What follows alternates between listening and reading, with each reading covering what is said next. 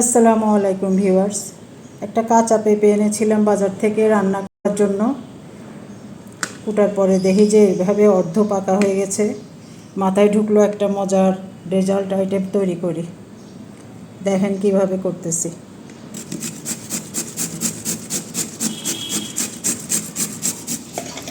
এবার পেঁপেগুলো গ্রেট করে নিয়ে একটা হাঁড়িতে 1 টেবিল চামচ খাঁটি গাওয়া দিয়ে দিলাম। দিয়ে পেঁপেগুলোকে দিয়ে একটু ভাজি করে নিব।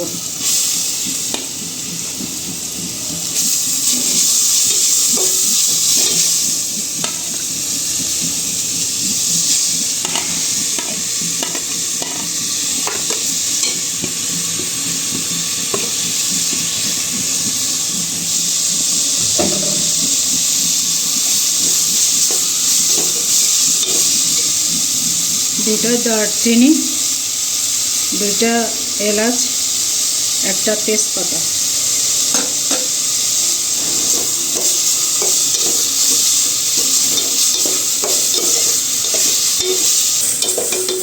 মিডিয়াম জালে 10 মিনিট এভাবে ঘিয়ের মধ্যে পেঁপেটাকে ভুনা করে তারপর আমি এখানে 1 লিটার গরুর দুধ আছে, ফুল ক্রিম গরুর দুধ। এই দুধটাকে আমি জাল দিয়ে একটু শুকাই নিছি। এখন দুধটা আমি দিয়ে দিচ্ছি।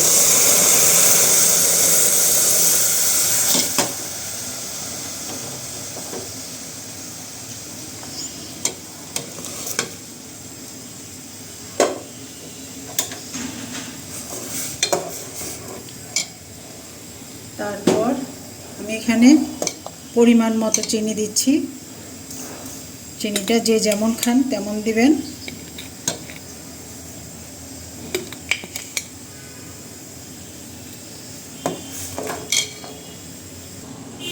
এক চিমটি লবণ দিচ্ছি।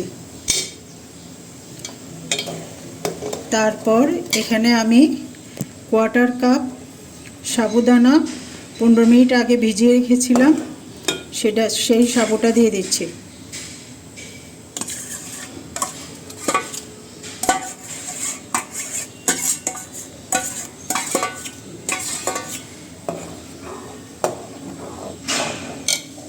এরপর এখানে কিছু আমি 3 রকমের বাদাম, পেস্তা, কাজু এবং কাঠবাদাম, তারপরে অল্প কিশমিশ আর একটু মোরব্বা দিচ্ছি, কারণ মোরব্বাটা আমার ভালো লাগে। কারো পছন্দ না হলে না দিবেন।